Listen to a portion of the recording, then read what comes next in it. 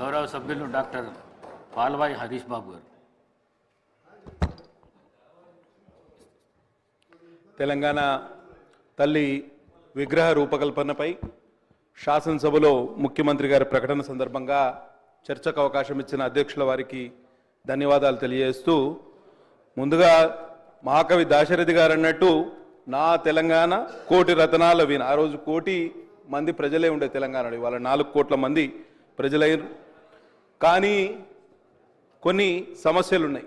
కొన్ని వెనుకబడ్డ ప్రాంతాల మీద తీవ్రమైన వివక్ష చూపిస్తుంది ప్రభుత్వం అనేది నేను చెప్పదలుచుకున్నా. దాంట్లోకి తర్వాత పోతగాని మనం మన సంస్కృతికి అద్దం పడుతూ ప్రశాంత వదనంతో మెడకు కంటే గుండు పూసల హారంతో చెవులకు బుట్టకమ్మలతో ముక్కు పుడకతో తయారైంది తెలంగాణ తల్లి అని చెప్పుకుంటున్నారు. నేనేమంటున్నా అంటే, మీరు హామీలు ఇచ్చారు, చాలా హామీలు ఇచ్చారు. కళ్యాణ లక్ష్మి సందర్భంగా తులం బంగారం కూడా ఇస్తామని మీరు హామీ ఇచ్చారు.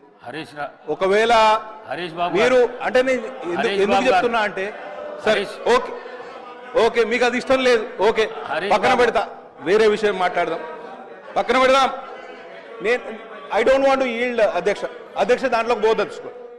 సరే సరే I can control my self.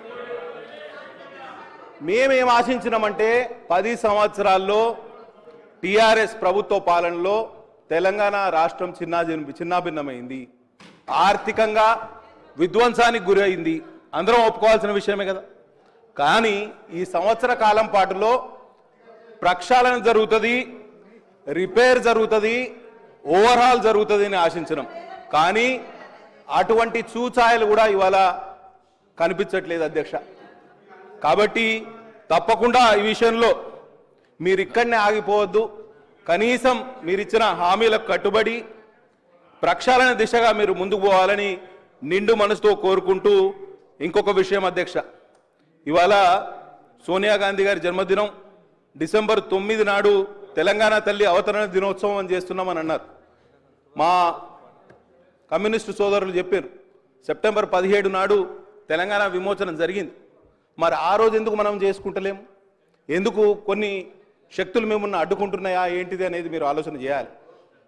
పెద్ద ఎత్తున నిజాం ప్రభుత్వాన్ని మెడలు వంచి మీ నల్లగొండ జిల్లా నుంచే మొదలైంది ఉద్యమం, సాయుధ రైతాంగ పోరాటం.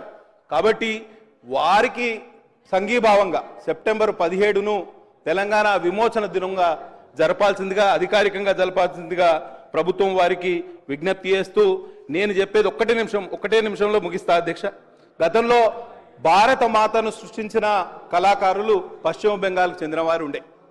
ఫస్ట్ భారత మాతను తయారు చేసింది పశ్చిమ బెంగాల్కి చెందిన కళాకారులు.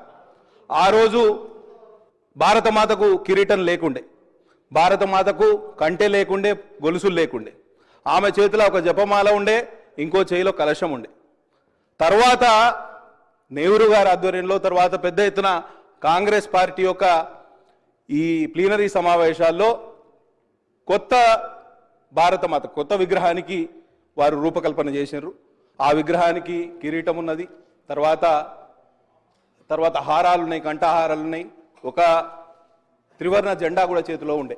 కాబట్టి ఆ విధంగా నడిచింది. అప్పుడేమో ఆ విధంగా ఆలోచన చేస్తే ఇప్పుడేమో మనం ఉల్టా ఆలోచన చేస్తాను. తెలంగాణ ఇవాళ టీఎస్ నుంచి టీజీకి మార్చిండ్రు అధ్యక్ష. ఇవాళ టీజీకి మార్చిండ్రు, తెలంగాణ విగ్రహాన్ని మారుస్తున్నారు. కేవలం విగ్రహాలు మార్చడం వలన లేకపోతే పేర్లు మార్చడం వలన మనం ముందుకు పోతానం అనుకుంటే మనం తప్పు చేసిన వాళ్ళం అధ్యక్ష. కాబట్టి తప్పకుండా మీరు నిజంగా ప్రక్షాళన చేయాలనుకుంటే 4 కోట్ల తెలంగాణ ప్రజల బతుకులు బాగుపరిచే ఏర్పాటు చేయండి. కాబట్టి విగ్రహం అనేది గతంలో లేదు, అధికారికంగా మార్చడమే తప్పుడు ప్రచారం చేయొద్దని గౌరవ సభ్యుని కోరుతాను.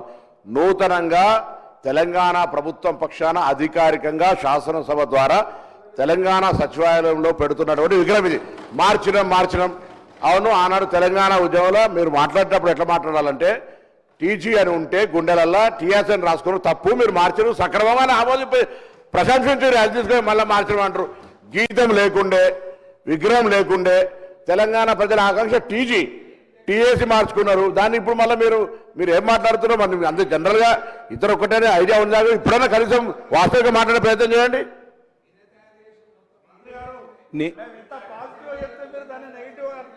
మిమ్మల్ని అప్రిషియేట్ చేస్తున్నాం.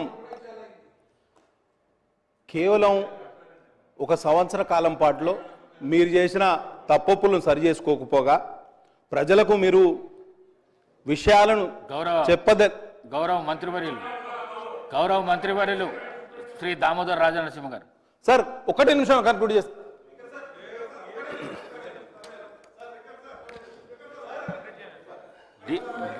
డీవియేషన్ కాకుండా ముఖ్యమంత్రి ప్రకటనపై క్లారిఫికేషన్ చెప్పండి. డీవియేషన్ అన్నారు, నేను ఒప్పుకున్నా, నేను ఒప్పుకున్నా, డీవియేషన్ కాలేదు. నేను గ్రౌండ్ రియాలిటీ నుంచి 2 విషయాలు చెప్పదలుచుకున్నా. 4 కోట్ల తెలంగాణ ప్రజలు ఇవాళ సంవత్సర కాలం కాంగ్రెస్ ప్రభుత్వం ఏర్పాటైనాక తీవ్ర నిరాశ నిస్పృహల్లో ఉన్నారు అధ్యక్ష. చాలా ఇబ్బందుల్లో ఉన్నారు. వారిని ఆదుకునే ప్రయత్నం మనం తప్పకుండా చేయాలి. సరే, తెలంగాణ తల్లి ఆవిష్కరణకు మమ్మల్ని పిలిచిండ్రు. తెలంగాణ తల్లి రూపకల్పనలో కూడా ఉత్తమ్ కుమార్ రెడ్డి గారు ఇదే సభలో ఉన్నారు. వారు ప్యాడీ ప్రొక్యూర్మెంట్ పాలసీ తీసుకురాచే ప్రయత్నంలో మమ్మల్ని అందరినీ పిలిచారు. అఖిల పక్షానికి పిలిచిండ్రు, ఉత్తర ప్రత్యుత్తరాలు నడిపినారు. వారి కార్యాలయం నుంచి మాకు చాలా ఫోన్లు కూడా వచ్చినాయి. అదే ఒరవడిలో ఇవాళ మాకు కొంత సమాచారం ఇచ్చి మా సూచనలు సలహాలు కూడా తీసుకుంటే అఖిల పక్షాన్ని ఏర్పాటు చేస్తే ఈ విషయంలో మేము కూడా చొరవ తీసుకునేవాళ్ళం.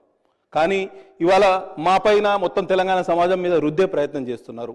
అది కొంత ఆక్షేపణీయమని తెలియజేస్తూ, అట్లే డిసెంబర్ 9 మీ నాయకురాలి యొక్క జన్మదినం, దాన్ని కూడా అవతరణ దినోత్సవంగా చెప్పే ప్రయత్నం కూడా చేస్తున్నారు. పార్టీకి సంబంధించిన విగ్రహం గతంలో ఉండేది అని మంత్రి గారు చెప్తారు అధ్యక్ష. పార్టీకి సంబంధించిన విగ్రహం గతంలో ఉన్నది, విగ్రహం పార్టీకి సంబంధించిందని చెప్తారు. ఇట్లా ప్రభుత్వం మారినప్పుడల్లా విగ్రహాలు మార్చుకుంటా పోతే, పేర్లు మార్చుకుంటా పోతే ఎక్కడికి పోతాం? ఒకసారి ఆలోచన చేయాలి. కాబట్టి ప్రజాధనం మినిస్టర్ గారు, మా సోదరులు బీజేపీకి సంబంధించిన గౌరవ శాసనసభ్యులు ఓ ప్రొడక్టివ్గా కన్స్ట్రక్టివ్గా సలహాలు ఇచ్చే మిత్రులు అతను 2-3 విషయాలు మాట్లాడతారని అనుకున్నాను. ఈరోజు ప్రత్యేకంగా మా సహచరులు చెప్పిండ్రు, పన్నం ప్రభాకర్ గారు, అసలు విగ్రహ రూపకల్పన ప్రభుత్వ పరంగా ఎప్పుడూ చేయలేదు.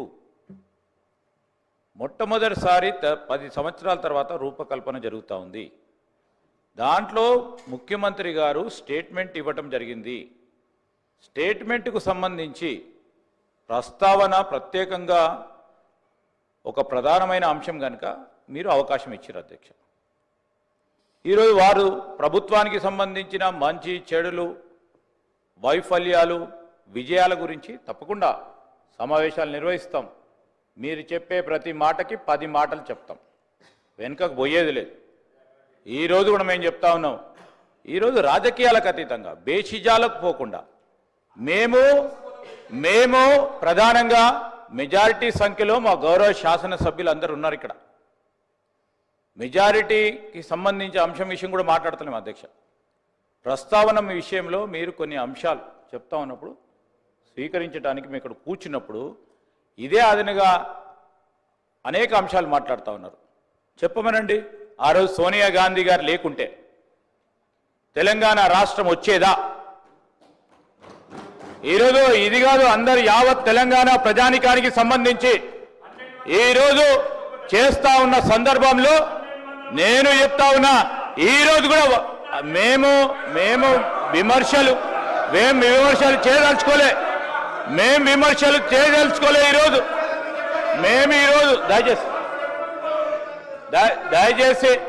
దయచేసి ఈరోజు బేషిజాలకు పోకుండా మేము ఒక పాజిటివ్ ఎన్వైరన్మెంట్లో తెలంగాణ రాష్ట్ర ప్రజలకు సంబంధించిన విగ్రహ రూపకల్పనపై మేము సిపిఐకి సంబంధించిన గౌరవ సభ్యులు కానీ బీజేపీకి సంబంధించిన గౌరవ సభ్యులకు సంబంధించిన అంశం విషయంలో వారి ప్రస్తావన విన్నాం అధ్యక్ష. మా డాక్టర్ గారు, నేను మీ గురించి మాట్లాడతలేను, డాక్టర్ గారు చాలా సందర్భాల్లో కూడా ప్రస్తావన తీసుకొచ్చినప్పుడు మంచి సలహా ఇస్తాడు, సూచనలు చెప్తాడు.